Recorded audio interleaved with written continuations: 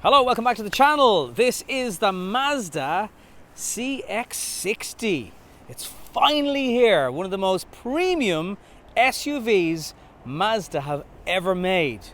It's not as expensive as you think. I'll get to prices in a second, but if you wanted to get expensive, well, obviously you can.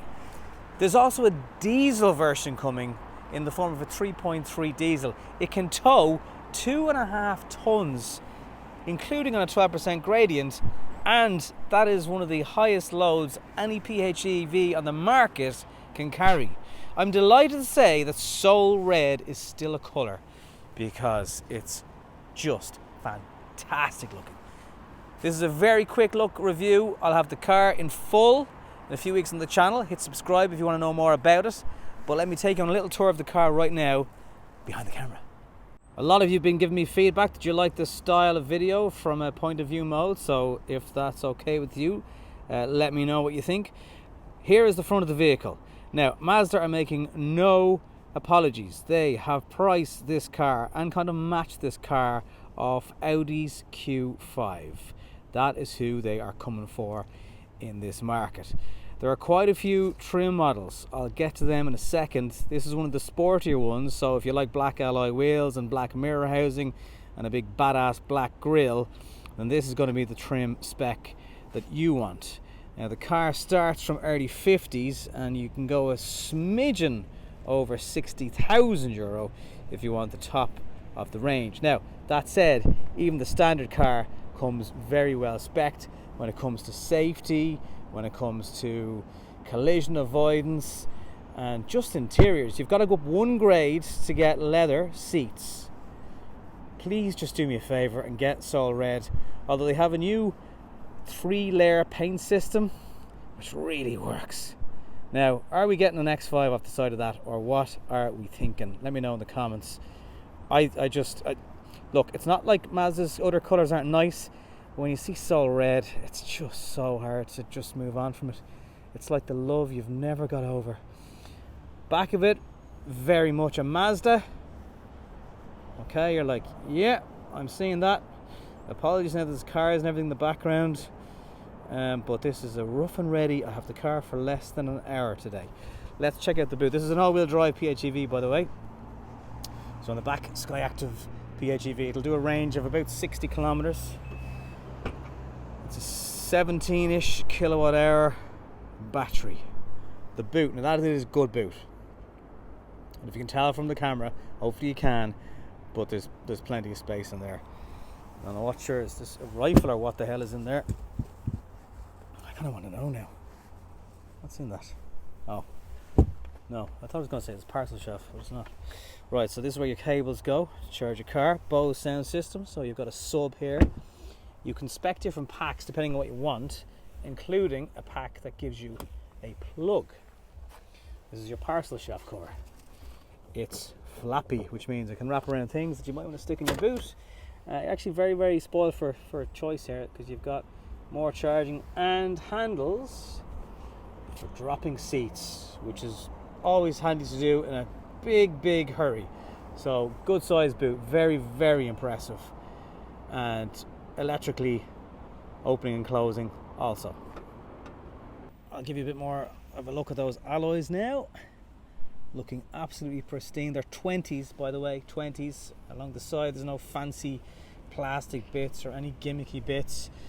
And if you get the plug-in hybrid petrol, you'll know about it with the gills on the side. Is that the technical word for them? Black mirror housing, little creases in the bonnet here. It is a really, really good looking machine. Anyway, if you want to charge, here's your, obviously there's no CCS, but this is where you charge your PHEV at home or publicly or whatever you want to do. Right, here's the back. Still, because it's a Mazda, they don't always have the biggest leg room. It still feels, for the size of the car, perhaps a little bit tight here. Now look, it's still going to be absolutely fine.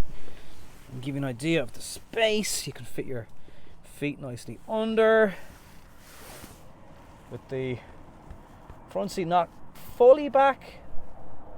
You've got that. 2 USB-C options. Is this another plug? Oh my god, Mazda. Heated seats in the back. Your own air vents. You can't obviously manually adjust that. Do we have an armrest? I assume we do have an armrest, or the secret compartment. By the way, like all this silver stuff, this is all really high quality. Like, it feels very, very premium. We've no access to the boot. We do have an armrest with some cup holders. Fine. Actually, quite a flat floor. You know, again, that's not bad. Probably wouldn't quite fit your... No, you wouldn't fit your feet. Interior is a nice mix of moving things on, but also a Mazda as you know it, including that infotainment system. So rear space is pretty good actually. Nice glass roof, plenty of light from that. That's a €1,200 optional extra.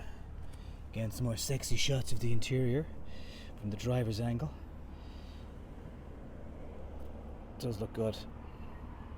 This option is keyless, obviously. In we go. Things will probably start beeping and bonking.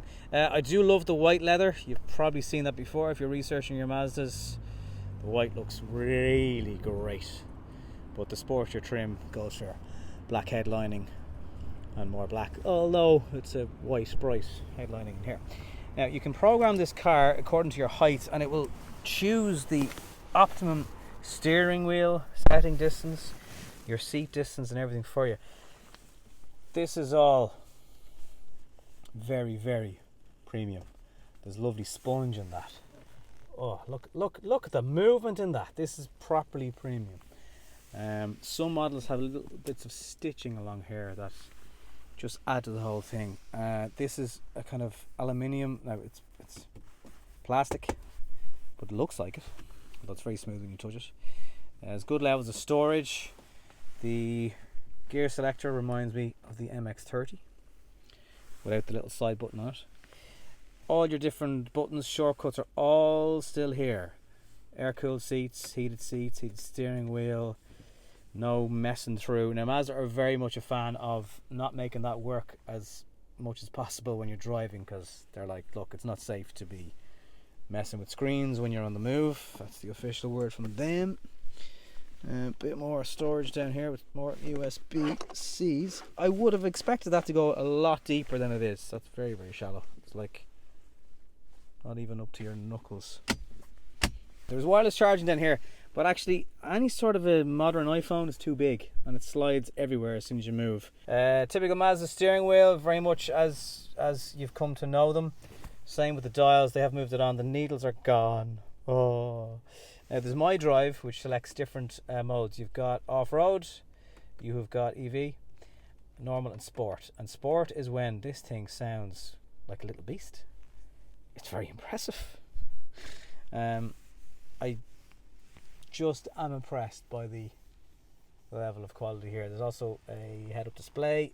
If I can get that to focus there, so you get an augmented reality. Again, they say that's better than looking at screens on the move. So a lot of the trim spec will come with that as standard.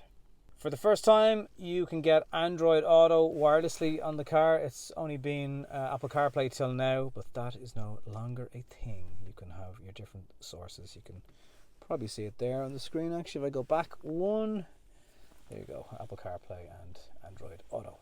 Kinematic posture control. Sounds like something you'd get in an office chair and work, but it's actually Mazda's way with software, so it adds no weight to the car, of counteracting body roll if you go into a bend. So it's a bit like their G-vectoring thing, but this is for rear wheel or all-wheel drive cars. So if you are pushing on, it helps that, well, I suppose potentially seasickness feeling of body roll of a car. 327 PS is the combined brake horsepower of this car. So it's just under 18 kilowatt hours of a battery for the plug-in hybrid. If you use that in combination with petrol, you get 1.5 litres per 100 kilometers, which is pretty good actually. It's looking like it's about, oh, by the way, frontal collision avoidance. That's one of the packs that you can spec on the car, which really gives you every safety gadget you can either pronounce or not pronounce. So they're all covered. depending on which specs you want to go for. Prime line, which sounds like the Irish TV cop show Crime Line, that starts at 54,100. Takumi is the top spec, that's 60,950 euro. And that's if you don't want black alloys and you want a kind of a classier looking car.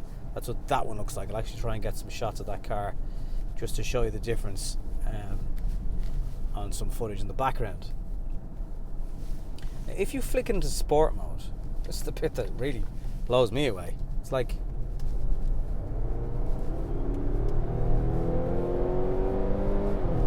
it's got serious noise out of it. Like, properly takes off. You're not going to drive that all the time, fair enough, but it's like, okay, steady on there, pal. I didn't realize you had that underneath the bonnet. So it is very, very potent if you push the right button or you push its buttons, whichever way you want to look at it.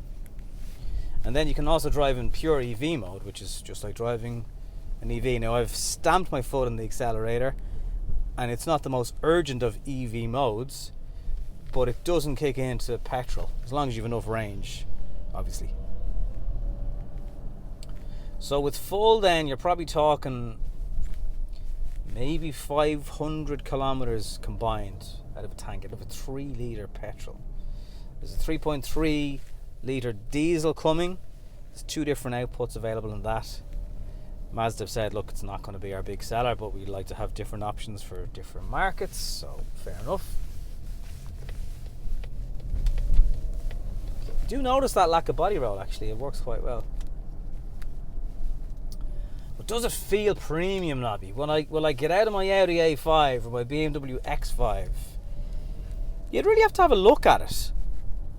The materials are really gorgeous. And actually, there's the fact that there's things in this car that remind me of other Mazdas show you how, they don't consider themselves premium brand just yet, but that's where they're going. And that seems to be where the most growth is in cars. We've seen research from lots of brands now over the last few months that the premium segment is actually one of the fastest growing areas when it comes to the automotive industry. So they obviously feel there's a bit of opportunity there.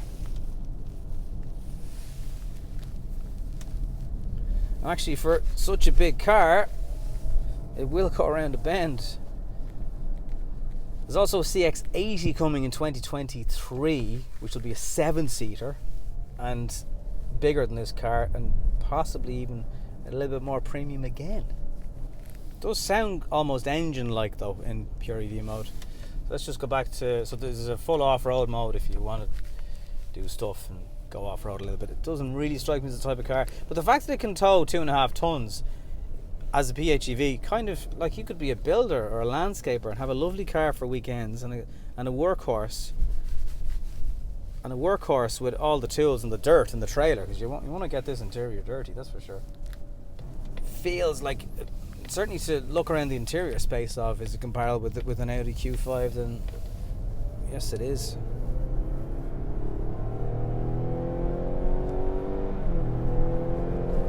I'm not sure if you'll be able to tell what that noise sounds like on camera, but take my word for it, it reminds me of a Golf R, and possibly the R32 that was 6-cylinder, which would make more sense. This kind of has a bit of everything for everyone: performance, looks, space, practicality. Mazda, what are you doing? It is the most premium Mazda I've ever set eyes on, sat my bottom into. This is going to be a very interesting car. 100 of them they reckon to shift in Q1 of 2023. There's a 3 to 4 month waiting list if you order it now, so you're not going to be waiting 9 months. Semiconductors, 3 to 4 months max. Mazda's promised. They wouldn't lie, would they? This has been a very quick look at the new CX-60. It's lovely. Thanks for watching.